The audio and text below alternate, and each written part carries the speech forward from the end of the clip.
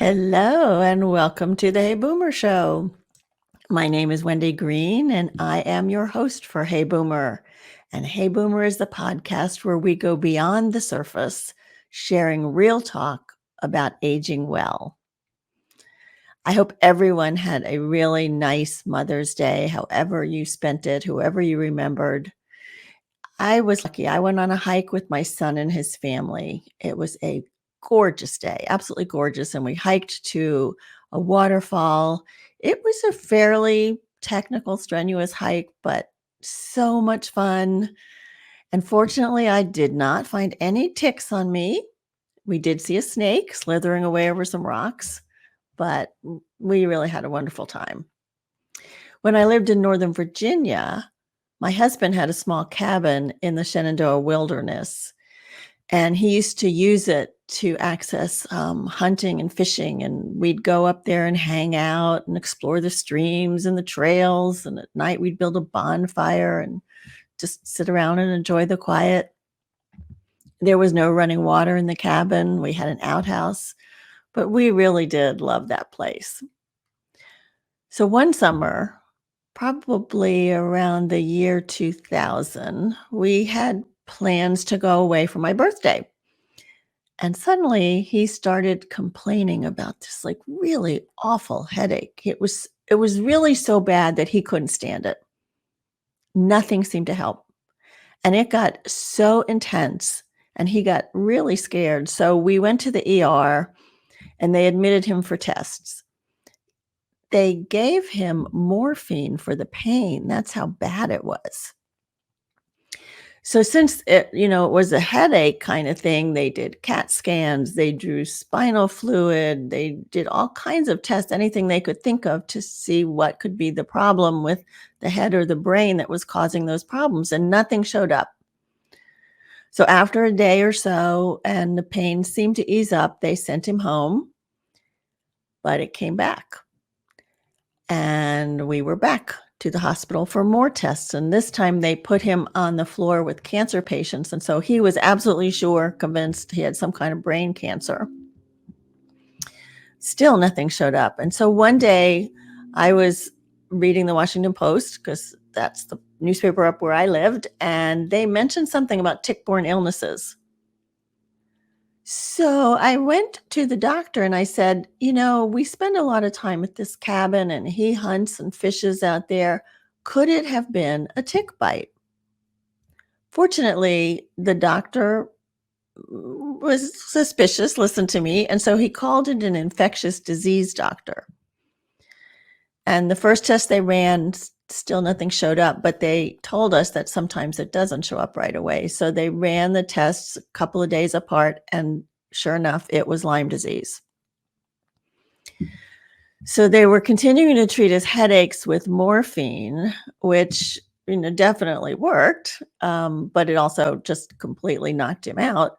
And once they realized it was Lyme disease, they put some kind of a port in his arm where we could do intravenous antibiotics.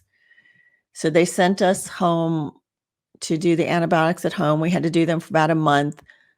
Certainly couldn't administer the morphine at home. So he was just managing the pain as best he could. And eventually it did ease.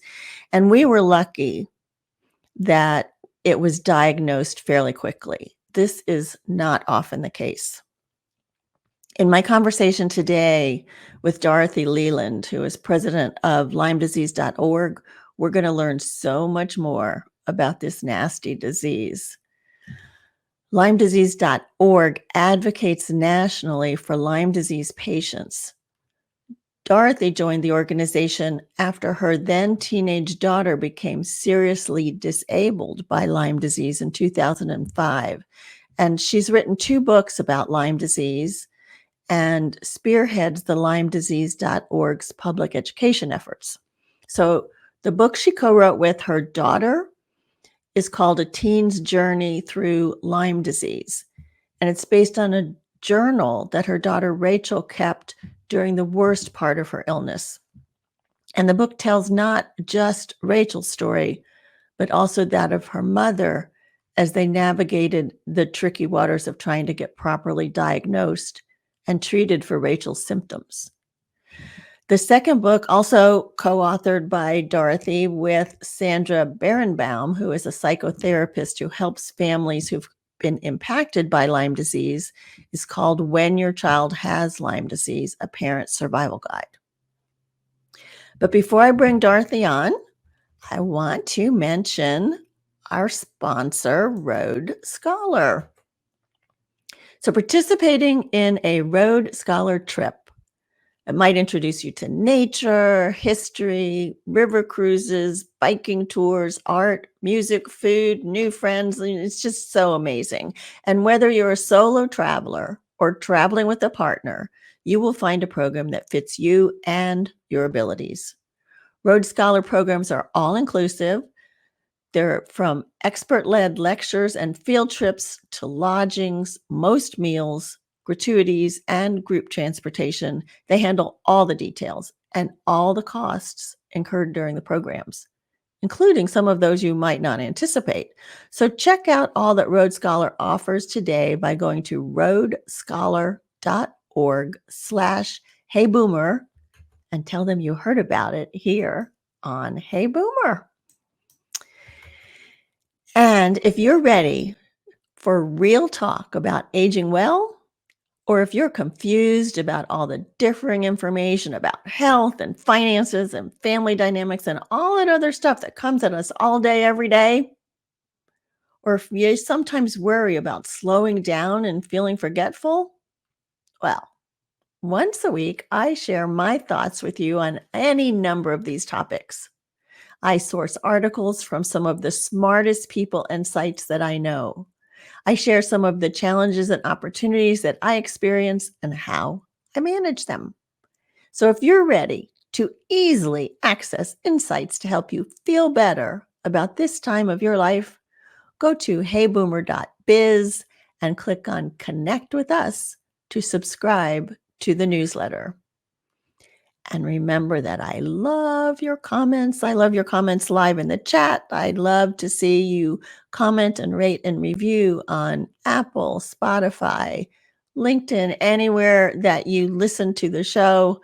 It's really helps other people find us too. So please comment, comment, comment. All right, let's talk Lyme disease. Hello, Dorothy. Hi, Wendy. Thank you for being with us today. I'm really looking forward to learning a lot from you today. So, first of all, tell us where you live, Dorothy. I live in Northern California near Sacramento, the state capital. Okay. And Lyme disease in California. I guess I always thought of Lyme disease as being an East Coast disease. Well, that's interesting. A lot of people think of it as being an East Coast disease, but actually it's been found in all 50 states. Certainly there tends to be more of it on the East Coast, but one of the things about California is California is a really big state. And so there are sections of California, certainly around the Mendocino area, that they've studied ticks a lot over the last, couple of decades. And some of those areas have in California have tick infection rates higher than Connecticut. Really? So but when you average it over the whole state, it's like, oh well, not such a big infection rate. So I mean, there Yeah. certainly are places all around the San Francisco Bay Area, touristy spots, Huh. the beautiful parks and that sort of thing. A lot of infected ticks along the beaches. the, Wow. the Okay. the scrub that's close to the beach, Point Reyes. I don't know if you're familiar with that area. It's a beautiful national seashore area.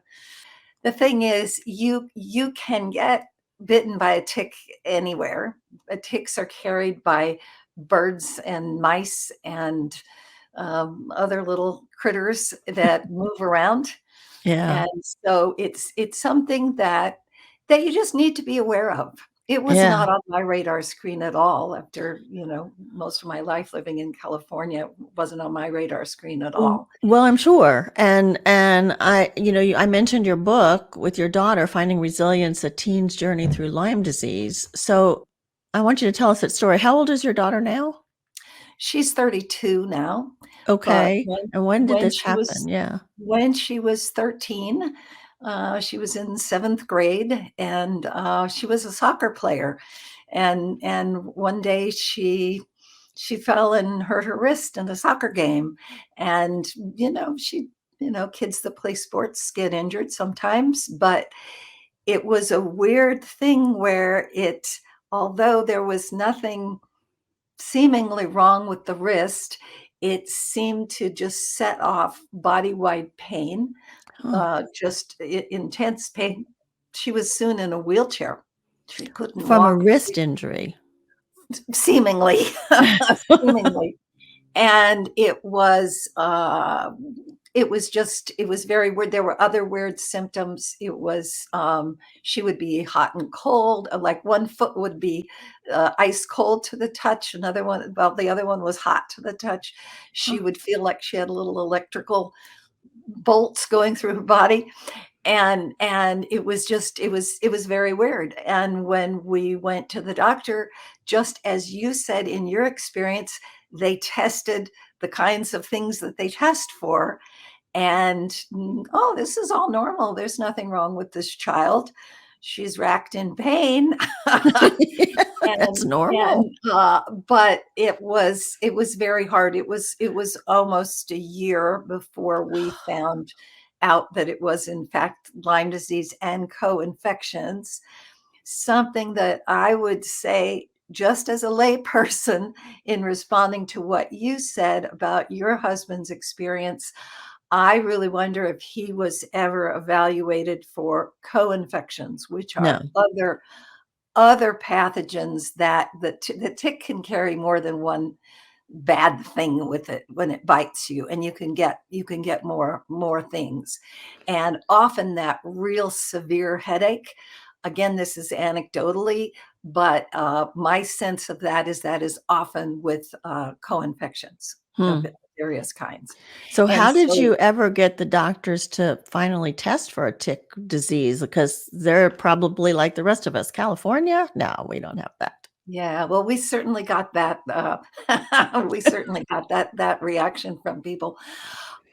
Basically, this was in 2005, and there was not, although we had the internet, there were not all the social media groups and those kinds of ways of spreading information. And at Mhm. that time, even, well, I'll tell you, it was a neighbor. A neighbor said to us, Really? "Yeah, any chance you could have Lyme disease?" Because they knew somebody that had had a similar situation, and it Ah. turned out to be Lyme disease. And so I started, looking for that online and found not very much information that was helpful. And when I asked one specialist that we were seeing at the time, I asked about Lyme disease, and he said, "Oh, there was absolutely no chance that it could be Lyme disease." And I was like, "Well, why? What do you base that on?" And he said, "Oh, because there's no Lyme disease around here." That's right, you're in California. And I said, "We don't spend all our time here."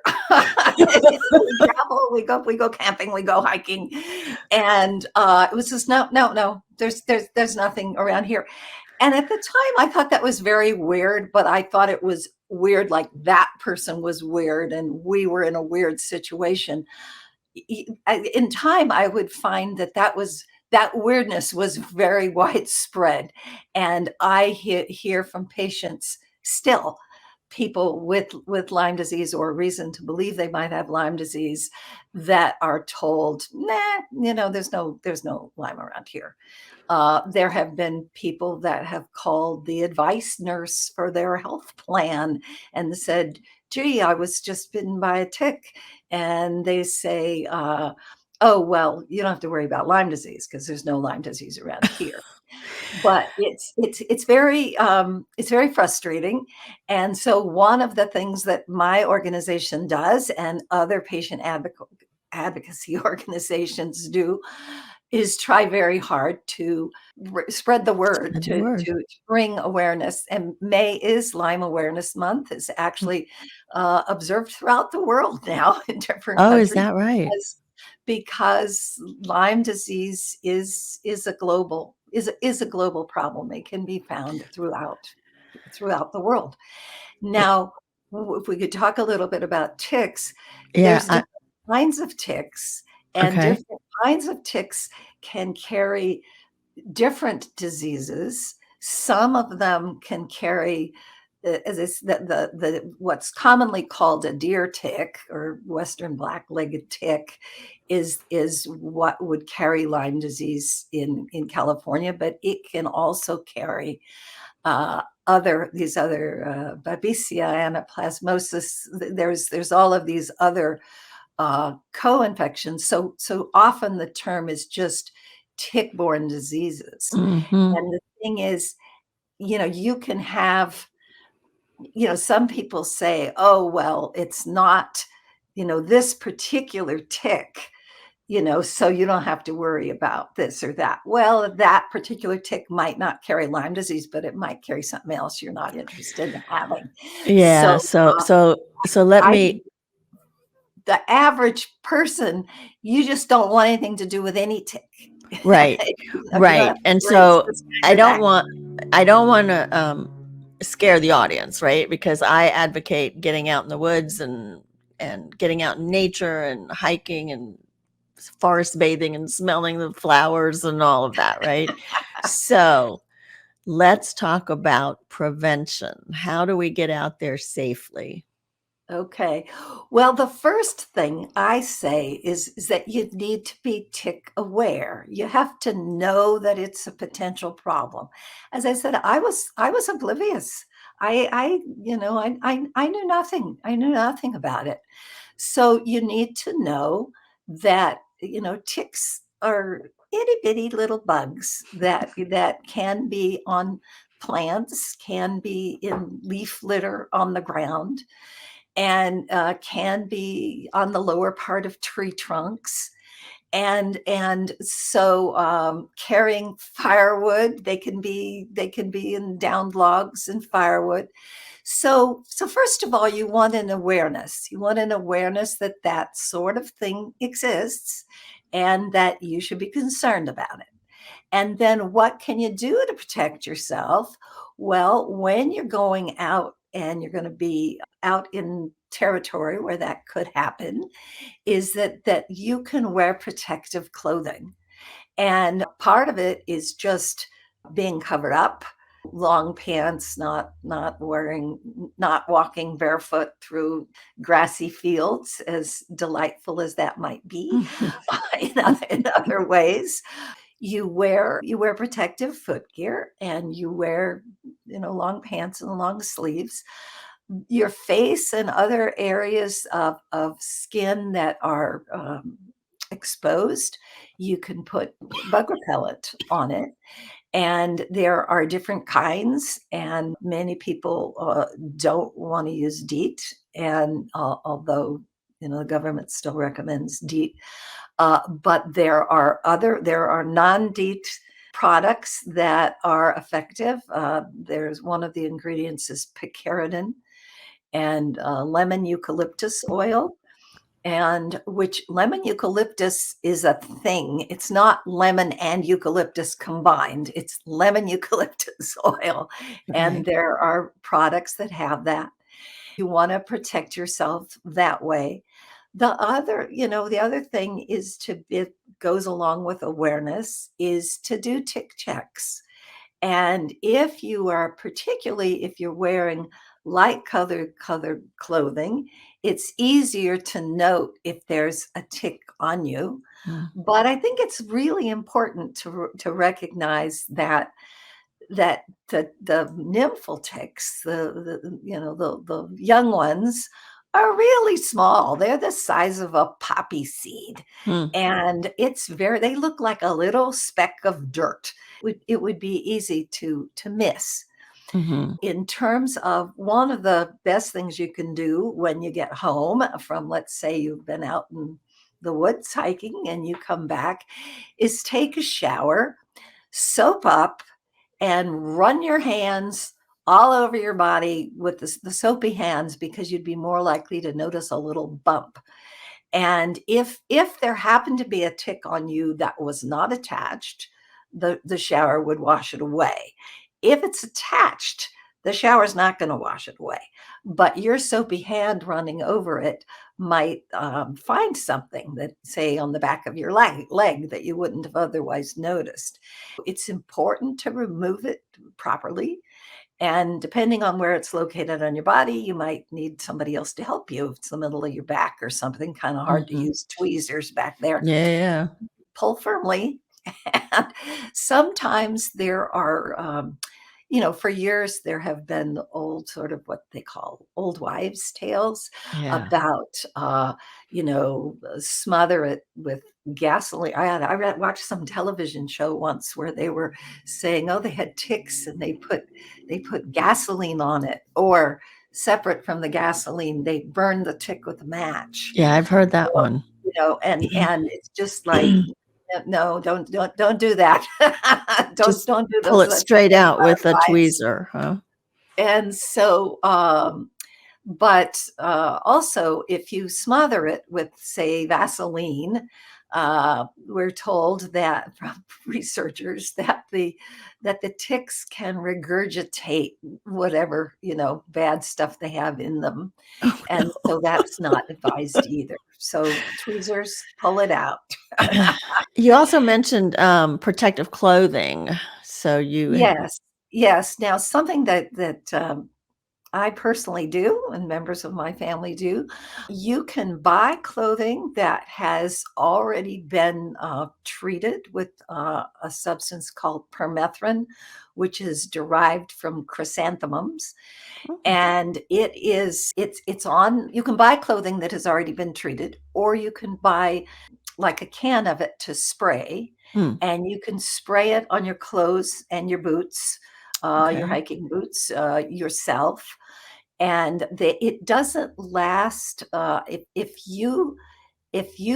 understanding from the manufacturers, if you spray it on yourself on, say, a pair of pants, it should last through 5 washings.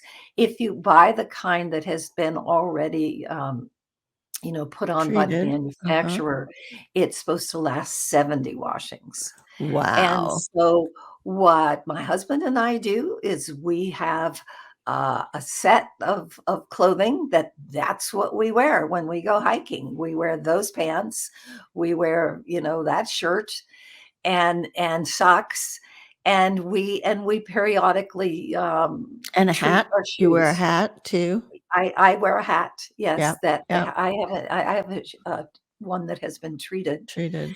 You can get, bandanas, you can get pretty much, and with the stuff that you spray on yourself, you can spray your backpacks, you can spray your Okay, tents. alright. Tests have shown that is very effective. So And so let me stop you there a moment. yes. Susan is concerned that she just raked her compost and leaf pile last night and didn't think about ticks. So should hopefully she never got bit and doesn't notice it, but what would be some of the symptoms that might show up if you did get a tick bite and you didn't realize it? Well, first, I would say that it's not too late for her to take a shower and soap up and check all over, because ticks sometimes, when they attach, they can stay attached for a couple of days. And also check your bedding. Sometimes people will find ticks that had presumably been on their Oh body gosh, and had fallen into their into their bedding. that's So awful. check your bedding. So that's something to do. In terms of symptoms, something that some people get, but not everybody, and my daughter certainly didn't get this, is what Mm, they call a bullseye rash. mm, But it's important to note that even a bullseye rash, what they consider a bullseye rash, doesn't always look like a bullseye. So it can be just kind of a red blotch sometimes. You can go to our website, lymedisease.org, and see see pictures of different their EM rashes that are related to Lyme disease. That's one symptom. Another symptom is just generally feeling like you've got the flu. During the pandemic, a lot of people that felt like they had the flu could have also had Lyme disease, and some of mm. them did. We heard from people that had been tested for COVID, 3 different times negative, and then finally somebody said, "Oh, let's test them for Lyme disease," and they Mm. tested positive. Flu-like symptoms can be the flu, can be Lyme disease, can be COVID, and probably other things as well. So it's not a slam dunk that that's what it is. I would certainly watch for any symptom that came up that seemed, you know, Yeah, my husband didn't unusual. get that rash either, and so therefore, I don't know how long it was between the time he got bit and the time he started showing symptoms. Do you have any idea of how long that might take? It can be a short time and it can be a long time. Mm, If your body's immune system is in good shape, it could hold it off, and it can even be years later. really? And there was a woman that I used to run a Lyme support group in Sacramento, and there was a woman that came to our group, and she was saying that she had gotten bitten by a tick and had a bullseye rash, Mhm. but didn't know. She had a friend that was a nurse who said, "Oh, that's a bullseye rash," and but I mean, she never went to the doctor. She never did anything. She felt fine. And several years later, her husband died, and she got really, really sick. And people were saying, "Well, you're grieving and everything." And she said, "Well, I was grieving, but I was also really, really sick." And it turned out that she had Lyme disease. And it Wow. was like and I have heard that from I've heard speakers, doctors talk Mm, about I heard one doctor who said a lot of his patients, he was a Lyme doctor, he said a lot of his patients had recently experienced a trauma of some sort. They were in a car accident or a death of a loved one. And obviously, the car accident or the death didn't cause the Lyme disease, but it brought it the body's reaction and right, right. I mean, brought it out. yeah, because we know that stress will impact our immune system and make us more or less resistant to any kind of infection that may be dormant in our bodies, so that would Yeah. make complete sense. So, if we do start experiencing symptoms, of course, we know from both of our stories that it takes doctors a while to even think about testing for that. But once they do, what are some of the treatments and long-term effects? Well, I'd like to say one thing before I get into that is that, on our website, lymedisease.org, we do have a symptom checklist. They ask you a question and you answer it, and depending on how you answer, it gives you, these different answers that explain things, and then when you're done, you can have a PDF of the whole thing and take it into your doctor. Mm, And so it's supposed to spark a discussion with your doctor about these symptoms that you've been having in exposure to ticks and that Oh, kind of that's thing. helpful. Yeah, so that's So lymedisease.org, and Lyme is spelled Lyme, lymedisease.org. Okay. right. So that is a good way to start.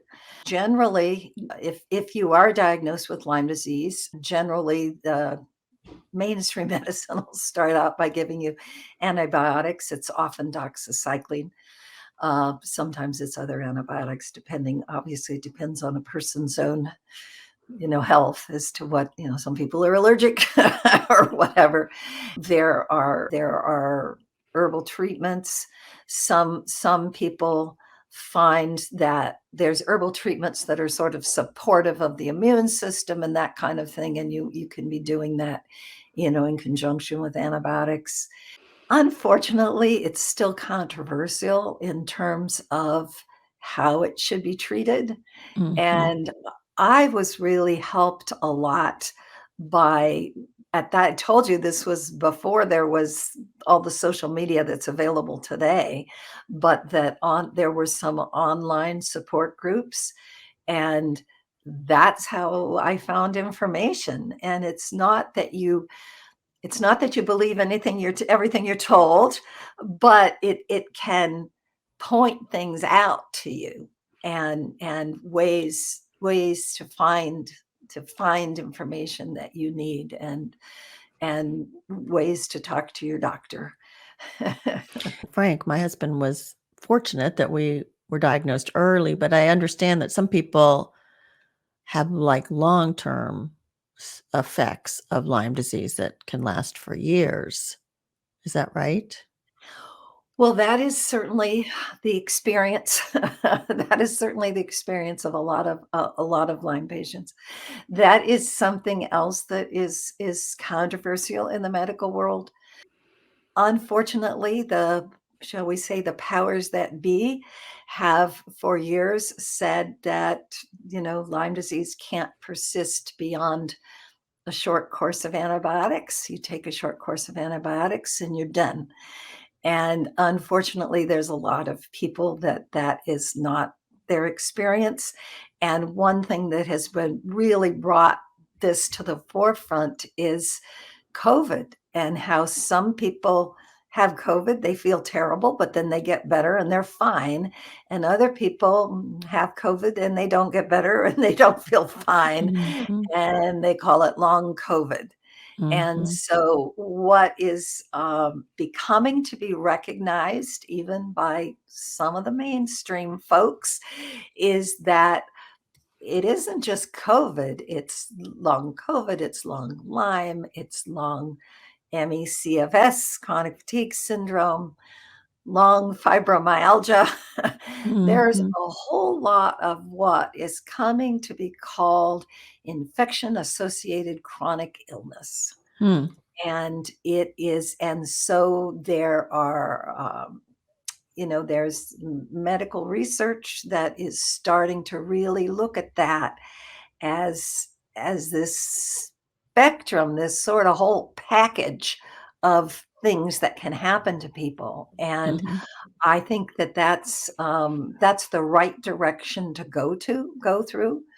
I think a lot of people have probably, people listening to this show have maybe had, one symptom or another symptom for years, and, you know, not necessarily Lyme disease, but something in this category of things that are just kind of amorphous, and it can give you, it can give you symptoms like headaches. It can give you symptoms like Muscle joint aches, pain. It can give yeah. you symptoms like gastrointestinal problems, and it can, one of the when I started my support group many years ago, one of the first Lyme patients that I met was somebody that her very first symptom was that she woke up one day and could not speak. It turns out she had vocal cord paralysis.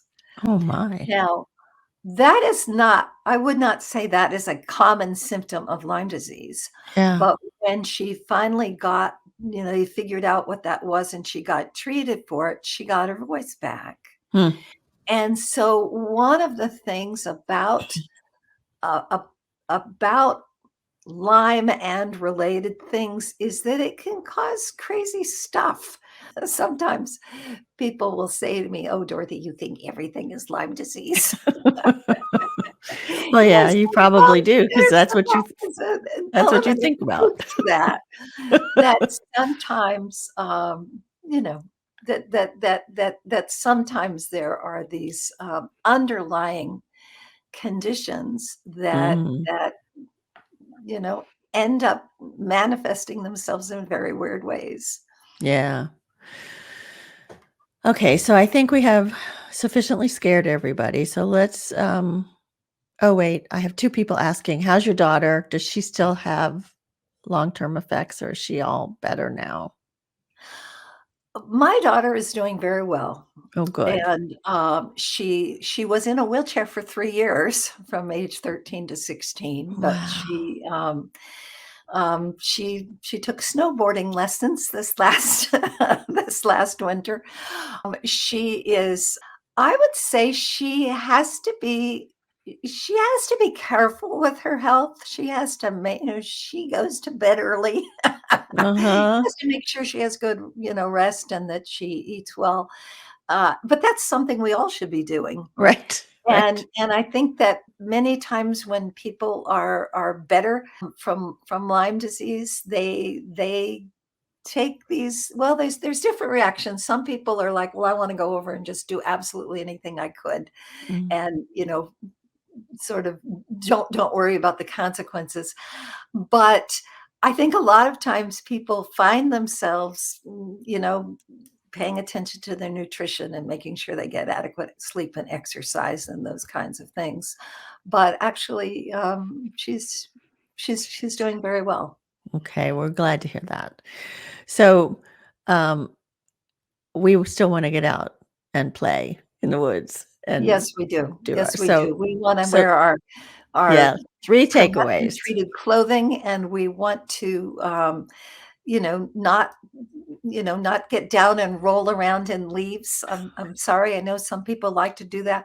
I would like to say one more thing about, dogs. Well, cats can get it too, but I mean, dogs you're more likely to take on a hike with you through the woods. Mhm. You have to be concerned about ticks and tick-borne illness for dogs, for the dog's sake, but also for your own sake. Mhm. Because particularly a long-haired dog, but also a short-haired dog, they can, ticks can hitch a ride on your animal. And particularly, there's a lot of people who sleep with their dogs.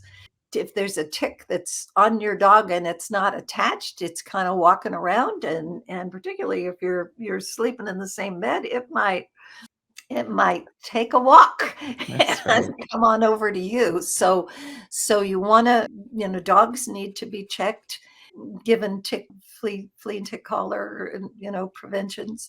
Actually, long before we had, my daughter's health problems, when it was probably 5 years before that, we took our dog someplace where we're hiking, and we came back and he had 2 ticks in his belly, and I didn't know anything about it. It was just like, "Huh," and I have a friend that really knows a lot about dogs, and she came over and said, "Oh, yeah, we gotta get those out." So Yeah. she did all this. So clearly, we didn't do anything about testing the ticks or anything. It was just, you know, just just was what it was.